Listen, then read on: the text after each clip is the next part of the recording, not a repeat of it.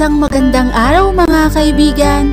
Narito na naman po si Shenshen TV na magbabahagi sa inyo tungkol sa kwento ng pag-ibig. Pero kung bago ka pa lamang sa aking YouTube channel, paki-like lang po ng ating video, paki-click na rin ang subscribe button at ganon din ang bell icon para lagi kayong updated sa mga paparating ko pang mga uploads. Chapter 19. Pagbangon ko'y nagtungo muna ako sa lababo. Pero napansin ko ang paper bag sa ibabaw ng mesa. Alam kong walang kahit anong laman ang mesa kagabi dahil nilinis ko muna ang kalat ni Miriam bago ako natulog. Ano naman to? Humakbang ako palapit sa mesa at agad na siniyasat ang laman. Pagkain, iyon ang laman noong buksan ko. May kanin, bacon, tosino, tuyo at hotdog. Literal na pang breakfast. Mainit pa nga lalo na yung kanin. Parang pagkatapos maluto ay diniretso sa lalagyan.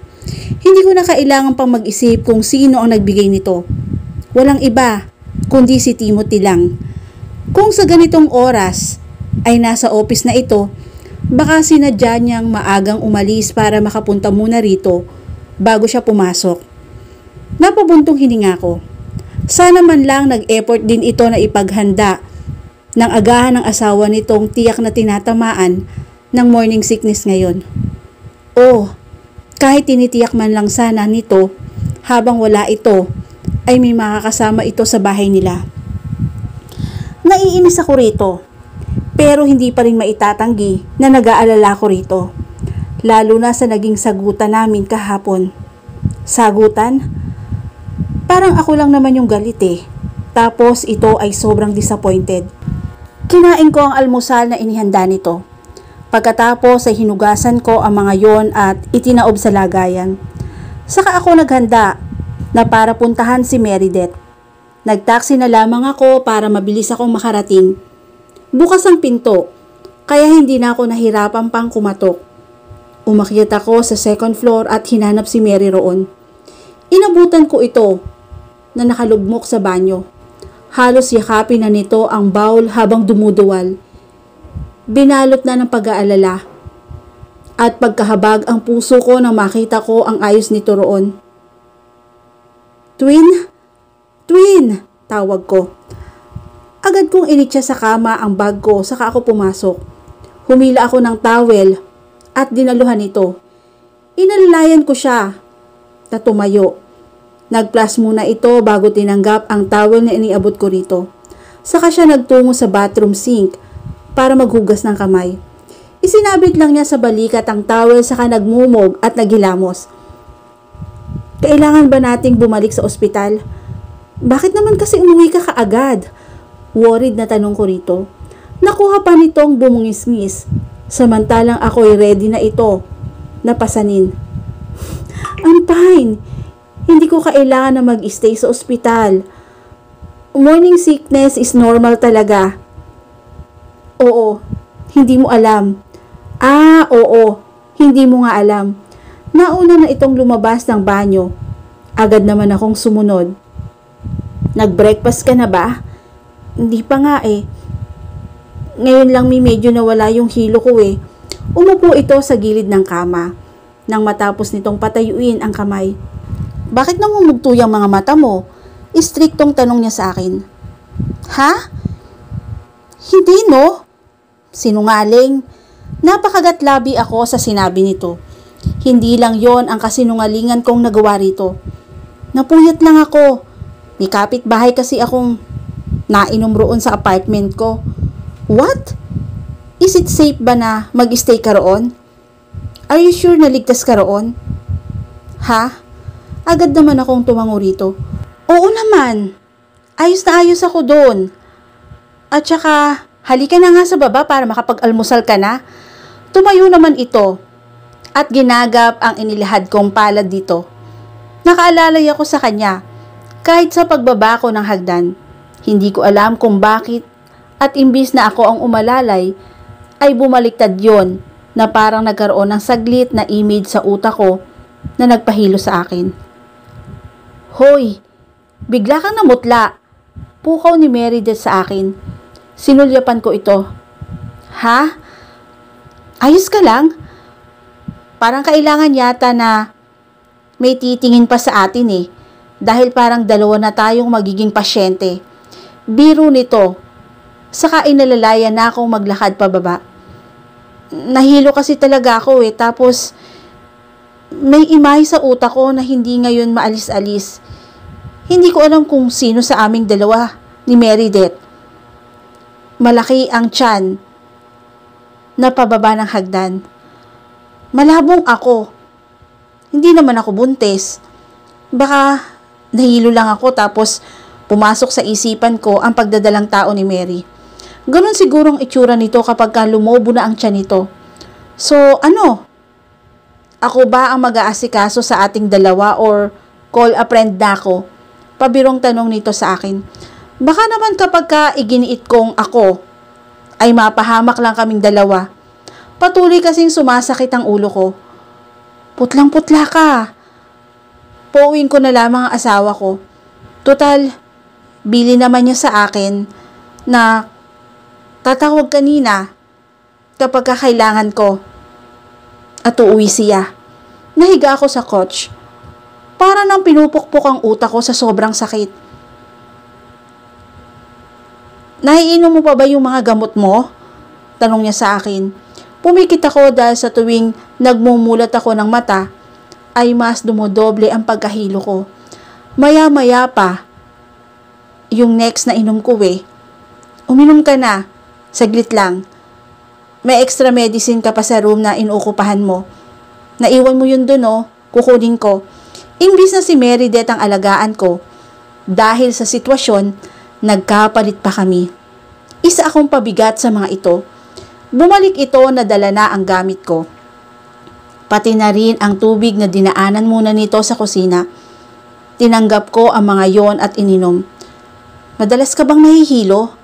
Tanong nito sa akin.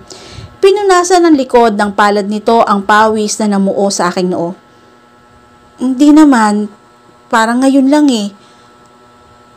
Anong nagtitrigger para mahilo ka ng ganyan at namumutla? May nangyari ba? Ano? Relax. Bigla lang ito. Maupo ka na lang dahil baka mahilo ka rin. Inalalayan ko naman ito na maupo sa tabi ko. Sabihin mo kapag hindi po humuhupa ang pagkahilo mo mas mainam na magpadala ka na sa ospital. Sa ating dalawa mas komplikado ang sayo. Marahan kong pinisil ang kamay nito. Ayos lang ako. Saglit, tatawagan ko si Timothy. Kung busy siya ay tiyak kong magpapadala yon ng tao para mag-assist dito sa bahay. Nang umalis ito sa couch, ay humiga na ako ng tuluyan sa upuan. Bit-bit na ni Mary ang cellphone niya, pero may bit-bit siyang blanket at ikinumot nito yon sa akin. Timothy? Dinig kong ani nito. Nakapikit lang ako. Pero yung tenga ko ay sinusubukang makinig kay Meredith na lumabas pa. Pero nakabukas ang pinto kaya rinig ko pa rin siya. Love, busy ka. Oo, kanina nagsusukat nahihilo ako. Nandito si Claudette. Pero nahilo rin siya at sumasakit ang ulo. Ayun, nakahiga na. Pinainom ko na rin ang gamot. Uuwi ka? Isama mo na lang yung kaibigan mo. Sure ka? Hindi ko na narinig pa ang sinunod na sinabi ni Mary. Hindi ko alam kung nakatulog ba ako o nawalan ako ng ulirat dahil sa labis na hilo. Pero nagising ako sa hindi pamilyar na boses. Are you okay? Grabe ba ang morning sickness mo? Hindi yon boses ni Timothy. Kilala ko naman ang tinig ng lalaking yon. Ayos lang, sabi ko.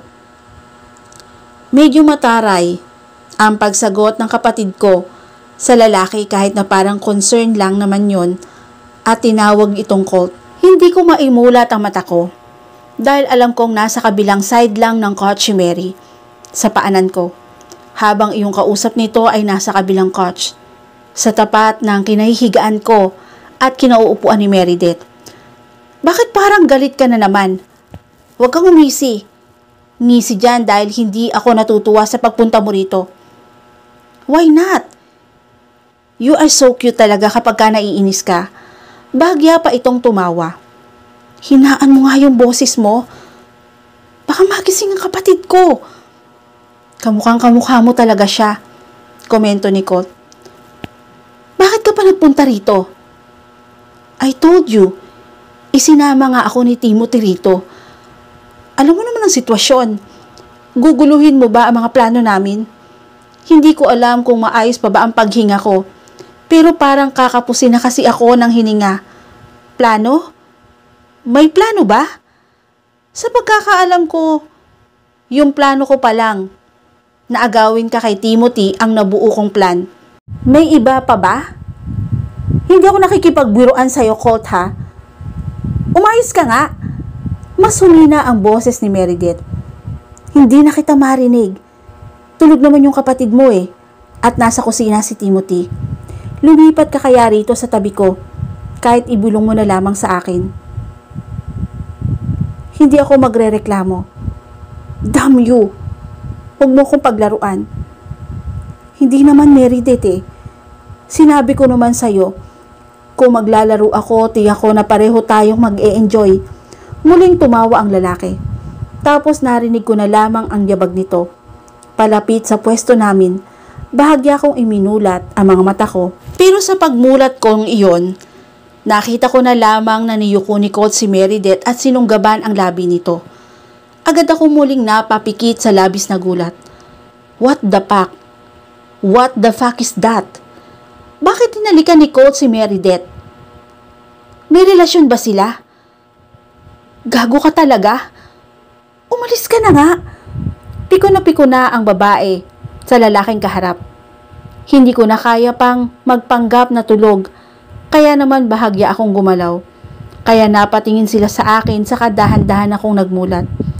Umatras ang lalaking kanina lang ay tuwid na ang tayo. Nakapamulsa pa ito. Ito yung lalaking kasama ni Meredith sa mall. Iyong kahawak kamay nito. Hi, I'm Colt. Pakilala nito sa akin. Timothy's best friend. I'm Claudette. Medyo paus ang tinig na pakilala ko rito. Colt? Di ba tutulungan mong magluto ang asawa ko? Puntahan mo na siya roon. Baka kailangan ka na niya roon. Dali-daling utos nito sa lalaki. Hindi man lang ako magawang tignan ng kakambal ko. Maingat akong umayos ng aking upo. Kaibigan niyo ni Timothy? Curious na tanong ko sa kapatid ko.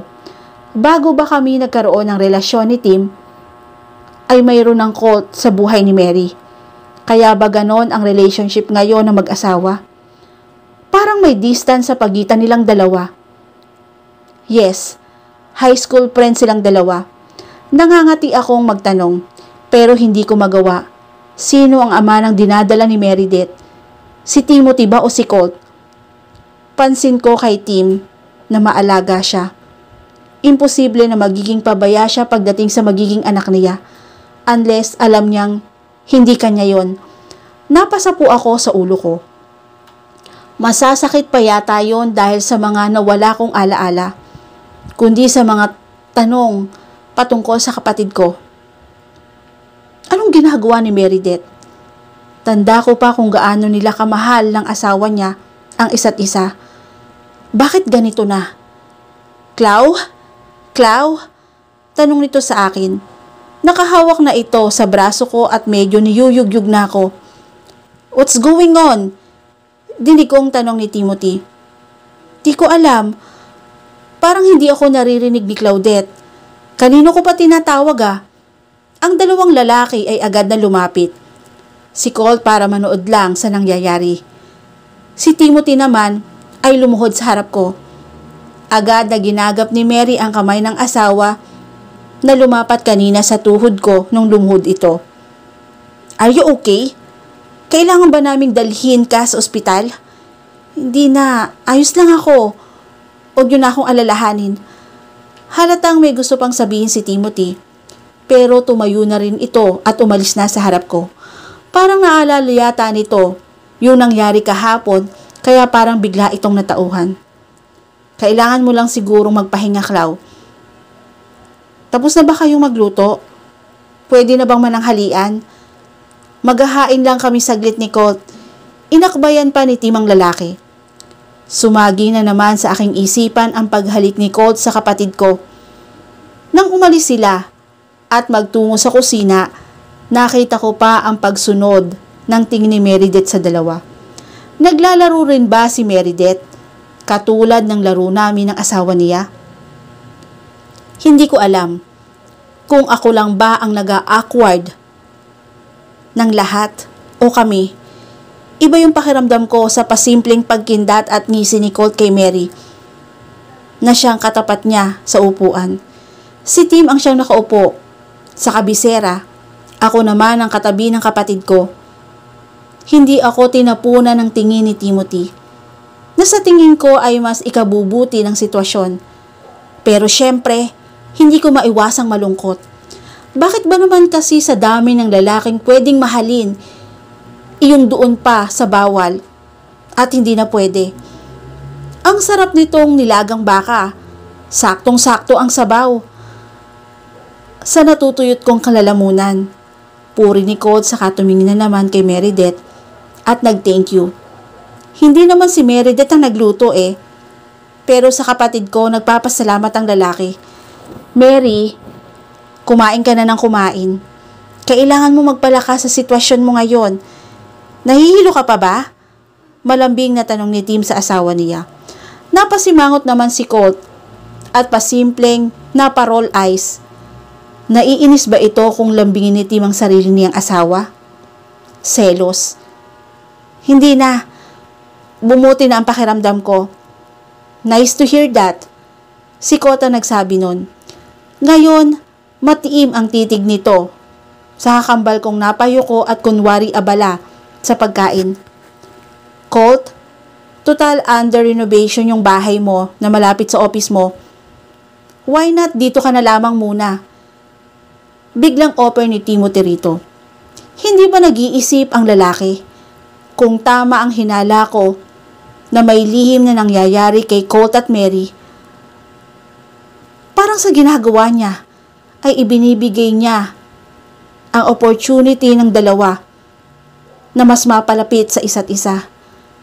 Kung anak ni Timothy ang nasa sinapupunan ni Mary, mas magiging mahirap ang sitwasyon kung may Colt sa pagitan nilang dalawa.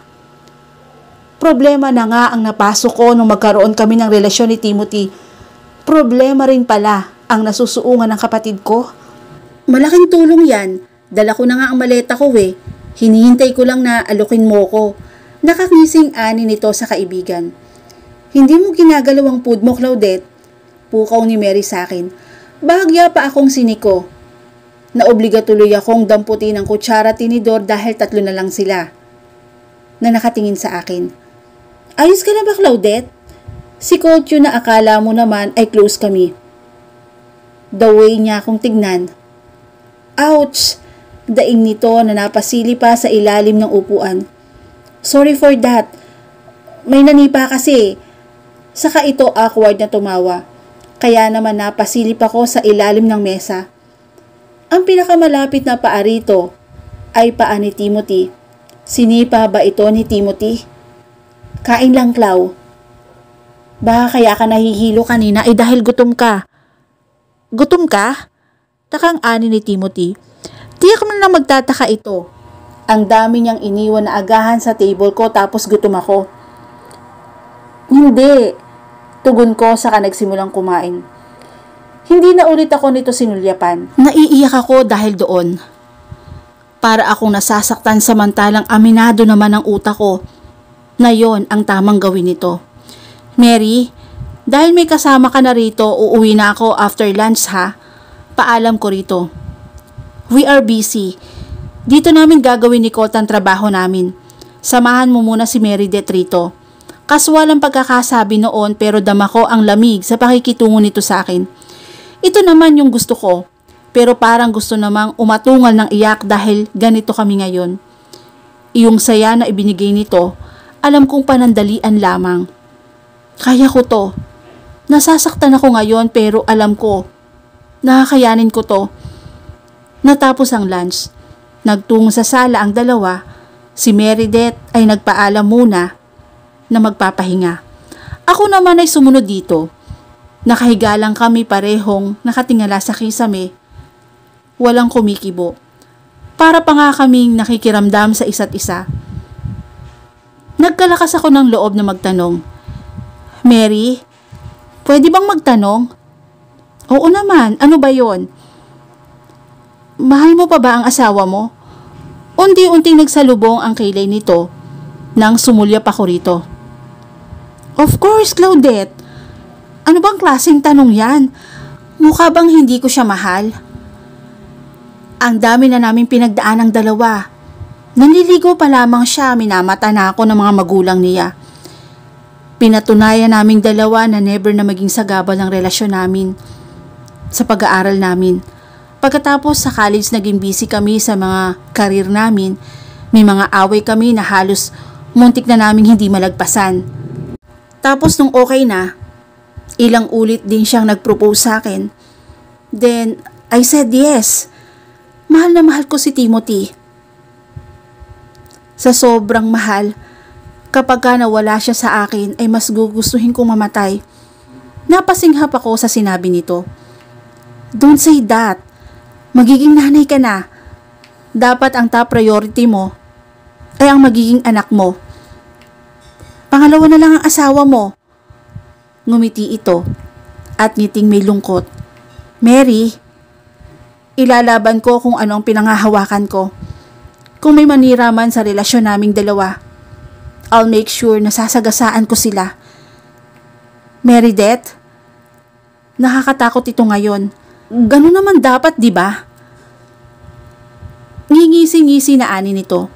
Kapag kami nagtangka, kahit sino pa yan lalabanan ko. Tama, ilaban mo ang marriage ninyo. Huwag kang mangingiming protektahan. Yung para sa anak mo. Oo, para sa anak ko. Sa amin ng anak ko. Umiwas na ako ng tingin. Mary, uwi na muna siguro ako. Doon muna ako sa San Agusta. Huwag mong ipagsabi sa iba ha. Kailan? Para alam ko. Siguro next week. Aayusin ko na lamang yung mga kailangan kong ayusin. Kailangan mo ba ng pera sa pag-uwi mo? No, may ipon ako. Pwede kong gamiting puhunan. At dito na po nagtatapos ang chapter 19 ng aking kwento. Muli po, maraming salamat po and God bless all.